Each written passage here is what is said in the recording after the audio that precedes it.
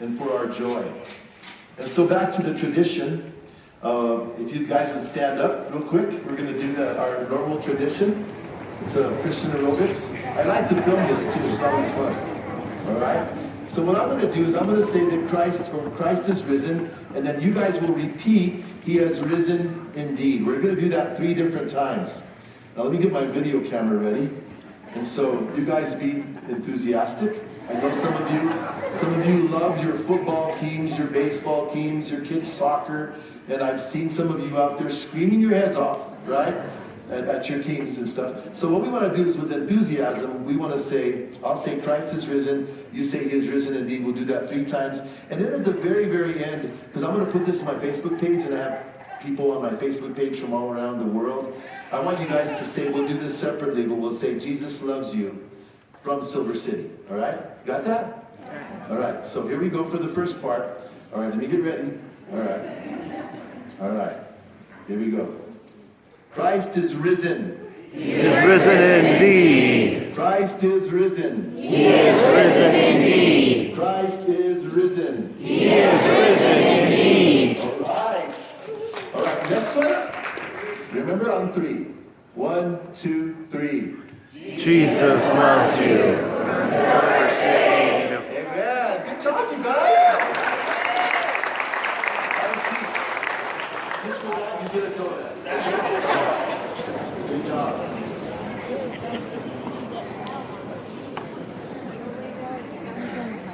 As we look at our text this morning in the Gospel of John, chapter 16, and if you haven't opened there, do open to chapter 16.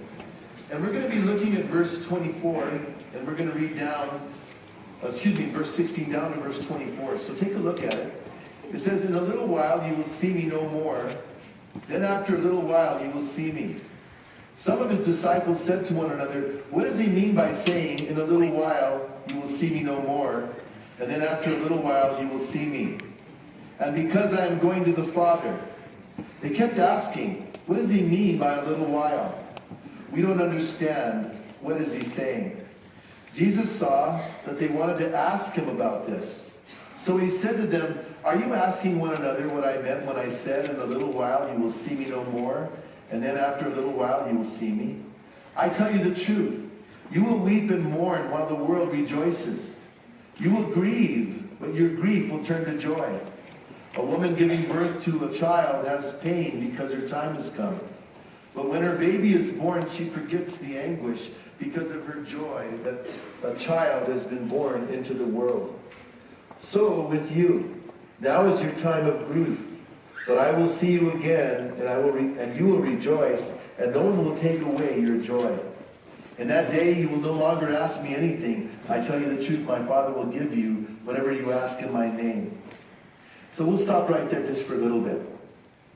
As we're looking at this, the setting is either Wednesday or Thursday night. It's the Last Supper, depending on how you count the days before Jesus rose. But nevertheless, Jesus is with his disciples on the final evening. This is called the Last Supper. And in the Gospel of John, we have the largest segment given to us of the teachings of Jesus at the Last Supper. That final night before he was going to be arrested and carry his cross, suffer and die.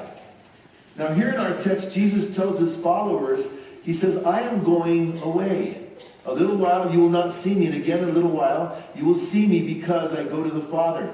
Now, this wasn't something new, because we know that Jesus had been telling his disciples for weeks and weeks that they were going to Jerusalem, and then when they got to Jerusalem, that he was going to be, as the prophets had foretold, he told them, the prophets told us about this, that he was going to be handed over to the Gentiles, that they will mock him, insult him, spit on him, flog him, and kill him. And then he said on the 3rd day that he would rise again. But the disciples didn't really understand it. They didn't really get it. So now he's with them at the final evening. Now, as it often happens, the disciples, they were slow to get what Jesus said. And I'm encouraged by that, because I know a lot of times we're slow to get what the Lord's trying to show us as well. And the Lord is so patient in that way. But it's neat here because the words that Jesus is explaining to these guys is that he's talking to them about the resurrection. He's talking to them about how he's going to rise again, all that he would suffer. And we're told that as time, even after the resurrection, as time had gone on, a few hours after the resurrection, they had heard that he was risen. The women had come and said, Jesus is alive. They were still having a hard time believing it. In fact, 2 of them were walking along the road to Emmaus, and Jesus appears to them, and they don't recognize Jesus. And he's walking along the road, and he says, why are your faces so downcast? And they said to him, didn't you hear what has happened? And then Jesus does something amazing. He says to them in a rebuke at their unbelief, he says, how foolish you are and how slow of heart to believe all that the prophets have spoken. Did not the Christ have to suffer these things and then enter into his glory? And then we're told that beginning with Moses, I shared this Friday night, but the first 5 books of the Bible were written by Moses. So beginning with Moses, the book of Genesis, Exodus, Leviticus, beginning with those books, Jesus begins to take them through the scriptures. And he begins to show them all that the scriptures said concerning himself. And he goes all the way through to the prophets. And he points out in the Bible, the Old Testament, how the prophets had foretold that he was going to come and he was going to suffer and he was going to die. What's amazing is that someone has done a study and figured out there are around 300 Old Testament prophecies that foretold the coming of the Messiah the first time. And Jesus takes them through this amazing Bible study and explains to them what the Bible said about him. Understand this, the whole Old Testament, the whole thing is a pointing to and a looking forward to the coming of the Messiah into the world. So when we have the Old Testament, it's really about Jesus. Even the feasts and everything are all symbolic of what he would fulfill when he came. So it's just an amazing thing. To hear Jesus say this must have been amazing. Now, in our text, Jesus knows their frailty. He knows how slow of heart they were to get it and how in a fog they were when it came to him trying to explain things to them. And it says in verse 20, looking back at our text again, notice what he says here in verse 20. He says, I tell you the truth, you will weep and mourn while the world rejoices. You will grieve, but your grief will turn to joy. Now, this, of course, is said before the fact. Jesus says, he explains this. He says, look, in a little while, guys, and for a little while, you guys are not going to see me. And because you're not going to see me, you're going to grieve about it. Now, he tells them that they were going to weep, they were going to lament. And then he says at that same time that you guys are weeping and lamenting, the world or the unbelievers, they're going to be rejoicing that they finally got rid of Jesus. But then he says, but you will be sorrowful, but your sorrow is going to turn into joy. Now, let's jump ahead a little bit. Now, Jesus is arrested later on that night, and he was subjected to an illegal trial. He was sentenced to death on trumped-up charges, false accusations. He was then tortured. He was beaten beyond recognition. He was scourged with the Roman cat of nine tails, all the way to the point of almost being dead. Then he was crowned with thorns, and then he was executed by being nailed to a Roman cross, which was the most painful way possible to die. Even today, when people study the crucifixion itself, they'll tell you that was one of the most, in fact, we get our word excruciation, or excruciating from it. That whole dying on a cross was a horrible, horrible way to die, because you died of a slow asphyxiation. You began to suffocate. Your body began to become so fatigued that you couldn't push yourself up to breathe, and that's how you had to breathe. And so you began to suffocate, and your muscles began to cramp. It was a horrible, horrible way to die. Jesus hung on the cross for 6 hours, from 9 o'clock in the morning until 3 o'clock in the afternoon. Now the disciples, they are hearing all of this, and they're hearing what Jesus is predicting, And then Jesus says in a little bit later in John chapter 16, little verse 32, further down, he says, "Indeed, the hour is coming and has now come that you will be scattered, each to his own, and you will leave me alone, and yet I am not alone, for the Father is with me." And that's another fulfillment of prophecy, that Jesus would be forsaken by his own followers.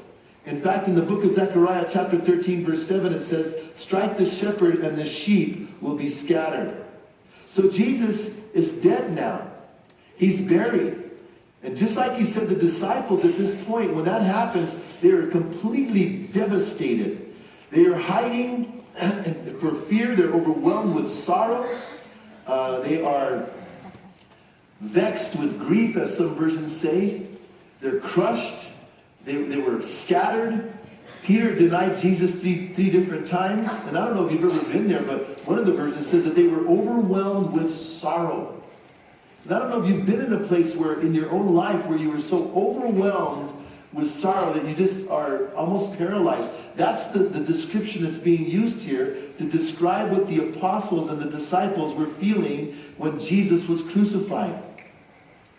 Now, they come back together in John chapter 20, and in John's gospel, it tells us that they were hiding in a room with the doors locked for fear of the Jews.